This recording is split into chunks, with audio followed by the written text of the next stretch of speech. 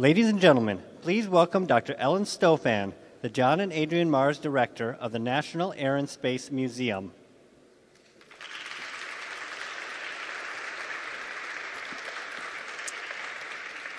Good morning. Thank you for joining us as we kick off a week of amazing celebrations of humanity's highest achievement, the Apollo 11 moon landing.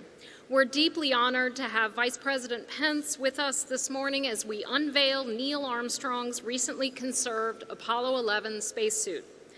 Also with us is Jim Bridenstine, who leads NASA, the organization whose achievements we celebrate.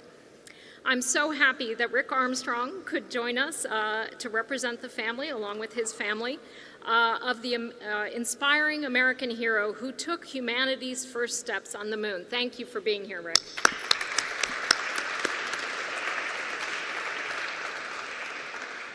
During our year-long celebration, we've highlighted the team that made Apollo possible.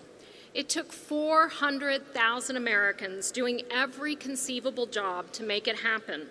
That included the engineers, the material experts, the medical experts, and the amazing seamstresses of ILC Dover who handmade the spacesuit that we are unveiling this morning. It took another large team to conserve the suit so that we could once again share it with the world after 13 years off exhibit. That team included our spacesuit historians, conservators, and collections and exhibits experts, but their work was only possible thanks to the thousands of individuals who contributed to our Reboot the Suit Kickstarter campaign. So thank you to all of those people who did their part to preserve this vital piece of space history. The complexity of the suit ensured it could support human life in the harshest of environments. Extreme heat and cold, radiation, micrometeorites, and the threat of cuts from sharp rocks all had to be taken into consideration. As our curators note, these spacesuits were actually single-person spacecraft. But while they were designed to endure the punishment of a lunar walk, they weren't designed to last half a century on display.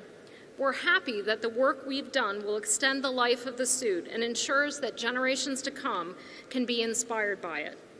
And equally as important, we want to inspire visitors through the stories of men and women who have worn all the spacesuits in our collection. Neil Armstrong's commitment to the mission, his tenacity, perseverance, and incredibly calm demeanor were just what you wanted in someone piloting an odd-looking craft like the one behind me to the surface of the moon for the first time.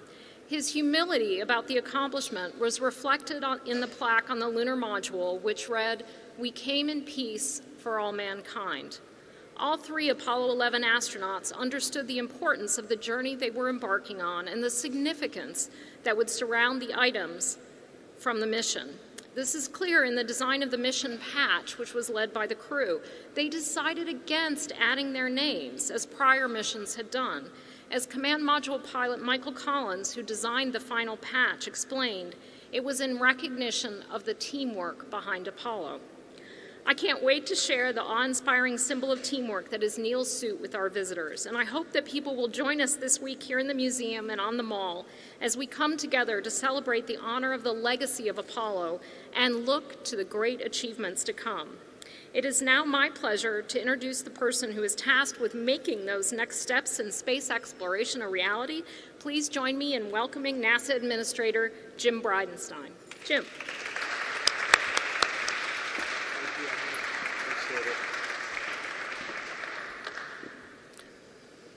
Well, this is a great day for NASA, and it's a great day for America. I am immensely grateful to the efforts of Dr. Ellen Stofan, the National Air and Space Museum Board, and the thousands of public contributors who graciously donated to help preserve Neil Armstrong's Apollo 11 spacesuit for generations to come. It is also an honor to have with us Neil's oldest son, Rick Armstrong. Commander Neil Armstrong's name is synonymous with undaunted courage, the American spirit of exploration, and the evidence that humanity's potential is limitless. 50 years ago this week, Armstrong, Buzz Aldrin, and Michael Collins hurtled through the unforgiving blackness of space, aiming at the moon not in a mission of conquest, but a mission of peace. Their success expanded humanity's understanding of our celestial neighbor, and most importantly, it taught us something about ourselves, that together we can accomplish any goal and overcome any difficulty. Among Armstrong's personal effects aboard Apollo 11 were pieces of the Wright brothers' Flyer, the wooden and fabric aircraft that succeeded in making humanity's first powered flight some 66 years earlier. In paying homage to this other set of pioneers, Armstrong demonstrated a profound truth that we must continue to remember even today. He understood that humanity's meteoric rise from the ground to the sky, to space, and onto the moon was not by chance. It was, in fact, by choice. A choice to boldly push the limits of science and technology. A choice to further discover the Almighty's creations and use our newfound knowledge to elevate the human condition. Ultimately, Armstrong knew that space exploration was a matter of choosing greatness every day, no matter the risk, no matter the danger. The 1960s had leaders in the White House whose vision of American space exploration enabled the historic success of the Apollo program. Likewise, today, our nation is fortunate to once again have leaders who are challenging the United States of America to live up to its true potential as the world's preeminent spacefaring nation.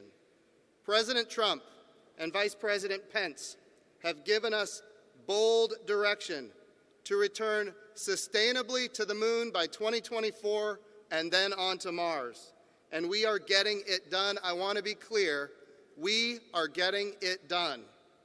It is my honor to introduce today the Vice President of the United States and the Chairman of the National Space Council, Vice President Mike Pence.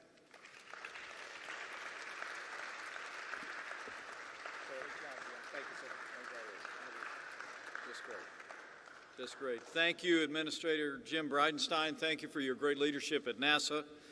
To all of our honored guests, to our host, Dr. Ellen Stofan, thank you for your great leadership here at the National Air and Space Museum, and especially, it is a particular honor to begin this week remembering the mission of Apollo 11 that started 50 years ago today with Rick Armstrong, with Mary, and with Rick's oldest son, Bryce Armstrong. Would you join me in welcoming the Armstrong family and friends? Thank you for being with us. It is an honor to be here at the National Air and Space Museum to unveil one of the most important artifacts of what President Kennedy called, correctly, the most hazardous and dangerous and greatest adventure upon which mankind has ever embarked. On this day, 50 years ago, Apollo 11 launched from Pad 39A at the Kennedy Space Center to begin its historic quarter-million-mile journey to the moon. Just 3 days later, Mission Commander Neil Armstrong would wear the spacesuit that we will unveil in just a few moments when he took that one giant leap for mankind. When President Kennedy declared in 1961 that the United States would put a man on the moon before the decade was out, it is important to remember in our time that he issued a challenge before our country was able to meet it. The truth is, we didn't have the rockets, we didn't have launch pads, we didn't have spacesuits. We not only didn't have what we needed, we didn't know what we needed. The risks were great. The odds were long. And they were so long that some even feared that if we could make it to the moon, we might not be able to make it back. It took engineers, manufacturers, and technicians more than 10 years to design the 21 layers of fabric, rubber, metal, and fiberglass that just are encased in this spacesuit that you will see unveiled today. But I expect it is moving for his family and for every American to remember the dangers and the risks at the time that this spacesuit simply may have been the very last thing that Neil Armstrong ever wore. In fact, there was a time, and during that time, that scientists speculated whether when a lunar module like this one behind me landed on the moon, whether it would be able to lift off again. The risks were so real that history records that President Nixon had a speech prepared prior to the landing in the event that the mission failed. But of course it didn't fail. After all, with 400,000 men and women behind the mission of NASA, with the hearts and the prayers of the American people, how could it have failed? Instead, as the President said to Neil and Buzz shortly after they were saluting an American flag planted on the surface of the moon, in these words he spoke, "For every American, this is the proudest day of our lives." He said to them from the earth to the moon, "Because of what you've done, the heavens have become a part of man's world, and for one priceless moment, the whole history of man, all the people on earth are truly one. One in their pride for what you've done, one in our prayers you return safely to the earth." I remember that day. And as I speak to Americans younger than me, it is, I feel even more privileged to have been sitting in the basement of our home as those snowy images came back, the black and white images of that incredible moment. Stamped an indelible mark on my life, on my imagination, and frankly on the imagination of my generation and every generation since. It was a contribution to the life of this nation, to the history of the world, that's almost incalculable. At that moment, the nation held its breath, a nation that had been deeply divided during the tumultuous 1960s. So as we think of this incredible scientific accomplishment, it's also important for us to see in this spacesuit and in that moment also another contribution to the life of the nation.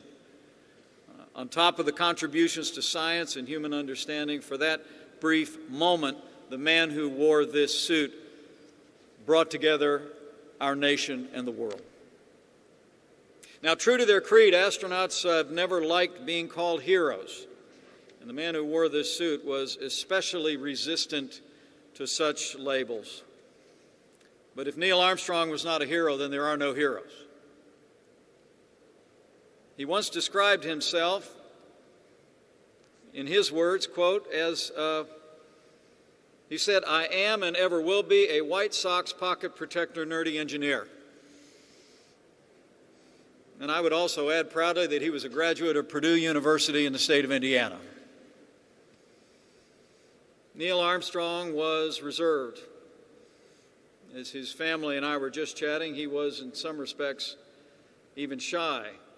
That was how it struck me on the few occasions I had the great privilege to speak with him. In fact, I just told Rick that my young daughter, Charlotte, and I had the privilege of watching one of the last space shuttle launches with Neil Armstrong. And I was struck by his humility and his modesty and how quickly he deferred whatever he had accomplished to the literally hundreds of thousands of men and women and engineers who made it possible for him to be there and to come home safe.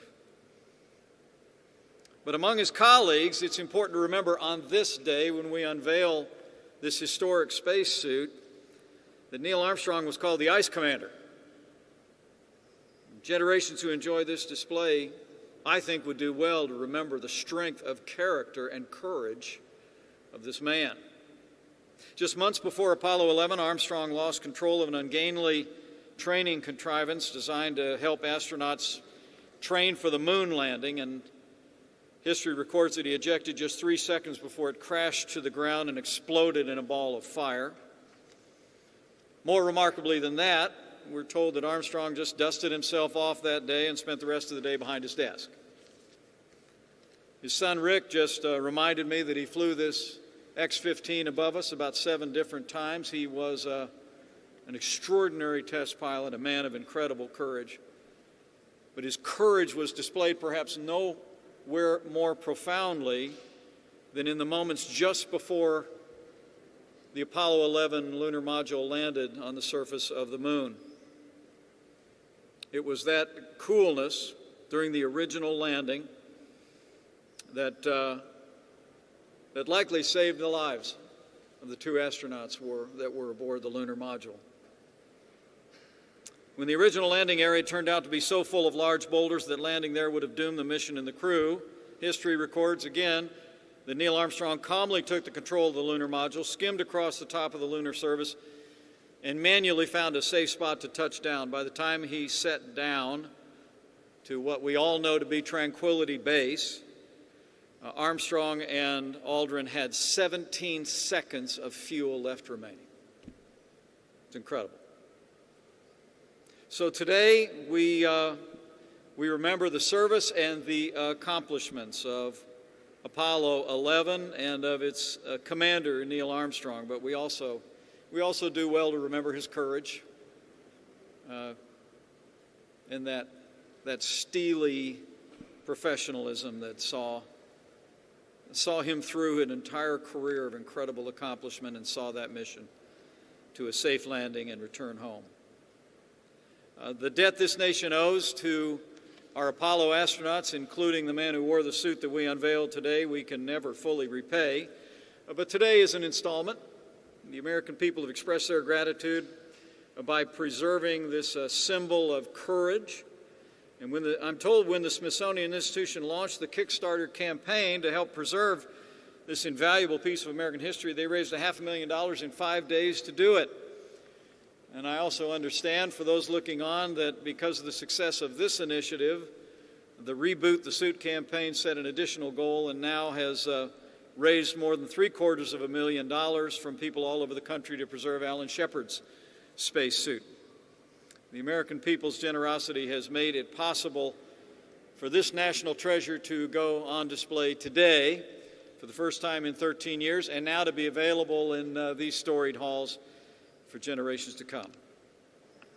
So as we begin today to mark the golden anniversary of Apollo 11, we do well to remember what they left behind in its capacity to inspire future generations. But let me also say, as I told Rick backstage, I expect his dad would be pleased to know that the fact that in this generation we are renewing our commitment to American leadership in space and American leadership in human space exploration is also a tribute as well. I'm proud to say that after it laid dormant for a quarter century, President Trump revived the National Space Council to reinvigorate America's space activities across a whole-of-government program. We've empowered private partners, unleashed America's space industry as never before. And under President Trump's leadership, it is now the policy of the United States of America to return to the moon within the next 5 years and from there on to Mars. I have a feeling that the man who wore the suit that we will unveil today would be glad to know that the first woman and the next man on the moon will also be an American. Apollo 11 is the only event of the 20th century that stands a chance of being widely remembered in the 30th century. And that's what makes a day like today so important. 1,000 years from now, July 20th, 1969 will likely be a date that will live on in the minds and imaginations of men and women here on Earth, across our solar system, and beyond.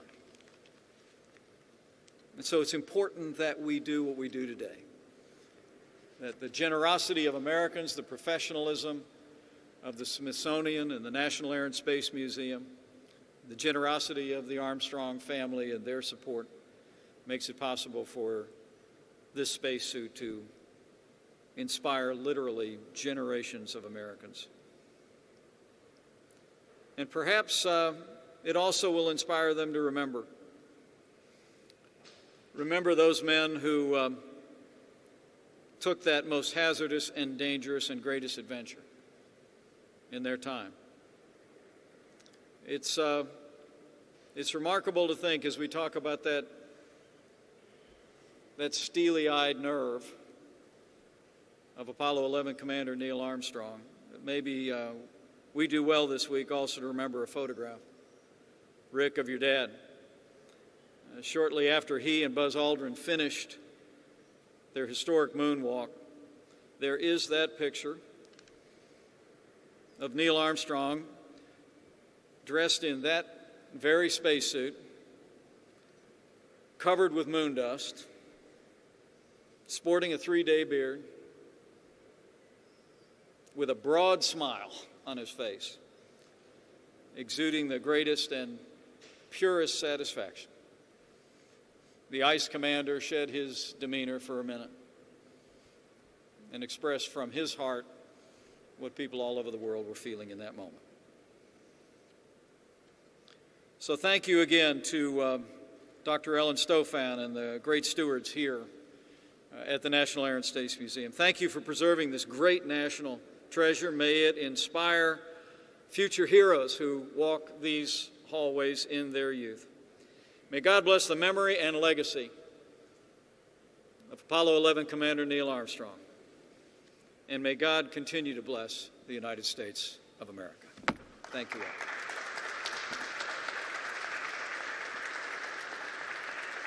3, 2, 1.